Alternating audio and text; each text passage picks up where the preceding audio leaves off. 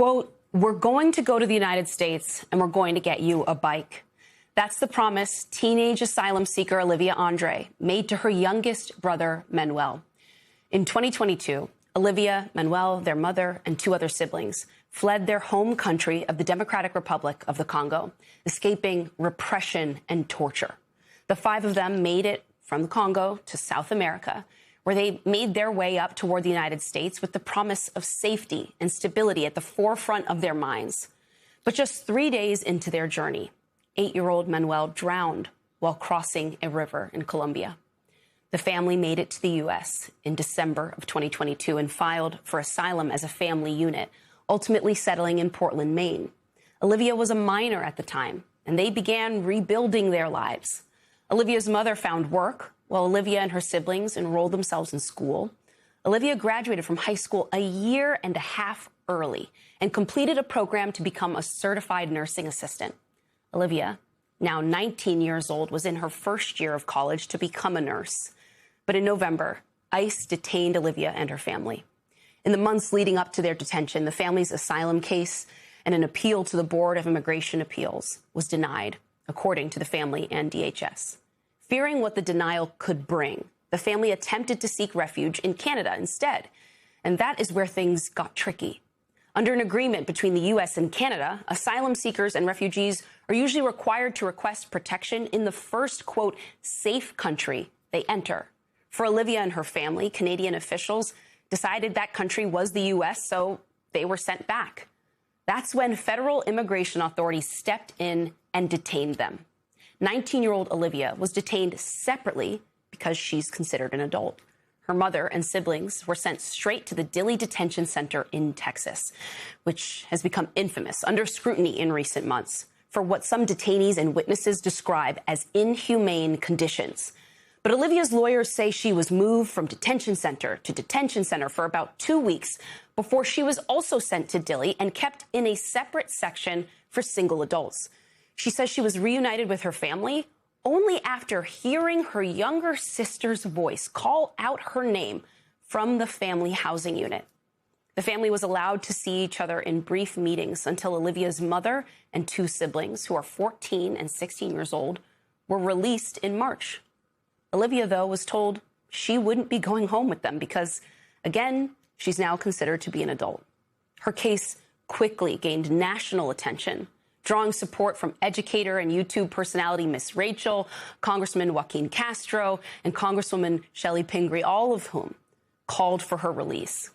On Wednesday, Olivia received some good news.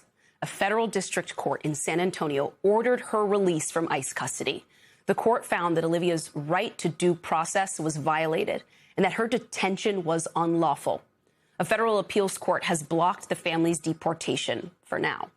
A DHS spokesperson said in a statement, in part, "Despite receiving full due process, this activist judge is releasing an illegal alien onto American streets." Adding, quote, "Under President Trump, DHS will continue to fight for the removal of those who have no right to be in our country." Late Friday night, after nearly 6 months in ICE custody, Olivia Andre was reunited with her friends and her family in Portland, Maine. You see her right there. And I am joined now by Olivia Andre herself and her attorney, Laura Mukherjee, who is here with me in studio. Olivia, it is so nice to see you and to see a smile on your face. I want to start by just asking you, how are you? How does it feel to be home? Hello. Firstly, I want to say thank you for the invitation. It's really good feeling to be at home again and to feel safe without fear. And then also to see a friend, my family, my mom and sibling over there, where they were in the airport. I was so happy. I still happy. I still don't believe that I'm back at home.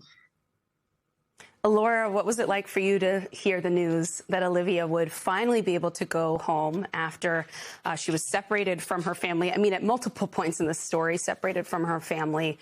But when you saw this news, what went through your mind after fighting so hard behind the scenes to make this possible?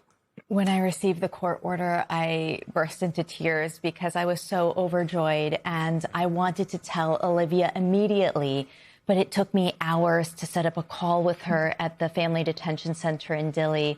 And when I finally got to share the news with Olivia, it was just the best. There are, unfortunately, hundreds of other children and families who are detained at the Family Detention Center in Dili. And I'm so grateful for Olivia's release, but I'm continually working on behalf of other children and families to get them out. Olivia, what was it like for you inside Dili Detention Center? How did they treat you? But I would say most of the officers, they don't treat you well because they don't even know you or your history. They just consider you like a criminal or an immigrant. So most of them, they are very bad. They were just using their power over you. So, how would you say that your time at Dili affected your mental health, your physical health?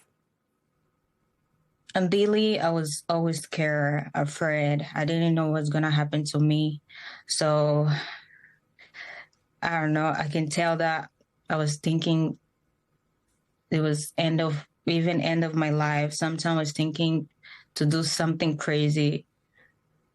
I was feeling an emptiness on me that I never feel it before. So I'm so sorry that you went through that.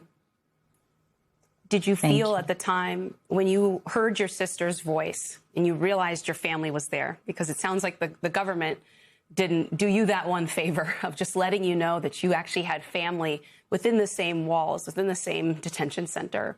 When you realized you had family there, did that change something for you? What happened? Yes, because it was 2 weeks. I didn't know where they are. I didn't know nothing about them. I didn't know if I'm going to see them again. So listening to my sister's voice again gave me the hope that even though I didn't know it was her, I just feel that they were there and I could see them and then we can go through everything with like a family, like we always did. Did it give you a little bit of strength at the time? Yes. Alora, a federal judge, of course, has made this possible, but you saw the response from DHS. They described this judge as an activist judge. They described Olivia as an illegal alien who's going to be back on American streets. What is your response to that characterization of her and her family? Olivia and her family have done everything right. They've complied with every aspect of U.S. immigration law. They are bona fide asylum seekers. And Olivia's mother has suffered some of the most brutal torture that I've heard about in my 20 years as a lawyer. Olivia is a gem. She is, as you've already mentioned, studying to become a nurse. She's a first-year college student. She has done everything right before her detention. She went to church regularly, taught the Bible to children. She's fluent in 5 languages. She wants to give back to her community in Portland, Maine, and make contributions to the United States throughout her life. She is exactly the type of person who we need in our communities. Olivia, what are your dreams and your hopes for the future? What do you want to do now? Right now, I need to find a job. So, and then after fall, I wanted to enroll again in the college. So continue my school and then become a nurse, registered nurse after that. Start working and I help a lot of kids. Maybe I wanted to work with kids. So maybe do it like something like a project with kids, with immigrant kids that need help. So I really wanted to work with kids because they are my happiness and they remember me, my little brother also.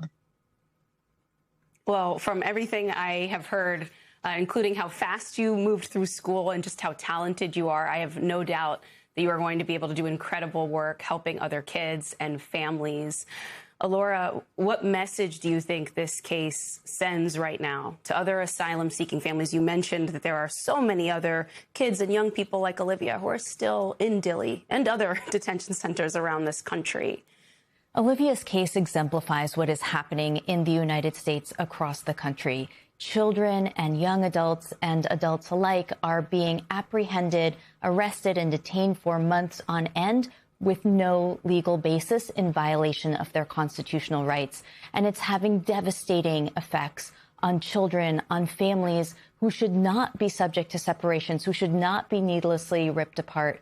And Olivia's case is a success story, but it is far too rare. Olivia and her family should never have been detained at all. Olivia, today is Mother's Day. And it's pretty incredible that you are back with your mom and with your siblings. Do you have any special plans, even if it's just some food you want to eat with your family, an activity that you'd like to do with your mom and your siblings? For sure, we always be here, and this day is like the happiest I never imagined. I actually prayed on Wednesday before I got the news. I prayed I wanted to be back before May 10th, so I'm here. I don't have nothing planned actually for today, but I'm just glad I'm here with her, seeing her again with my family, with my siblings also. Olivia Andre, thank you so much. It takes a lot of bravery to tell your story after an experience like the one that you've had. I don't take you being willing to share your story with me lightly at all. I know it can't be easy to revisit the memories, to try to speak out on your own behalf when you're still so young and you still have so much to do. And so I just want to say thank you to you for giving me your time this morning. Thank you for your invitation. I also want to say thank you to Elora, Brunley, Mahak, all of them. I wanted to say thank you to Project Men Released, and also to Congresswoman Shirley Pingree, Congressman Joaquin Castro, and all his staff. They treated me well when I was in Texas, when I went to get my flight back home. So thank you to everybody that came on Friday to receive me back home. We are so glad that you are with your family and your friends. And thank you to Elora Mukherjee for your work on Olivia Andre's case, but also all of the families and children that you have been fighting so hard for. We thank you. Thank you, Antonia.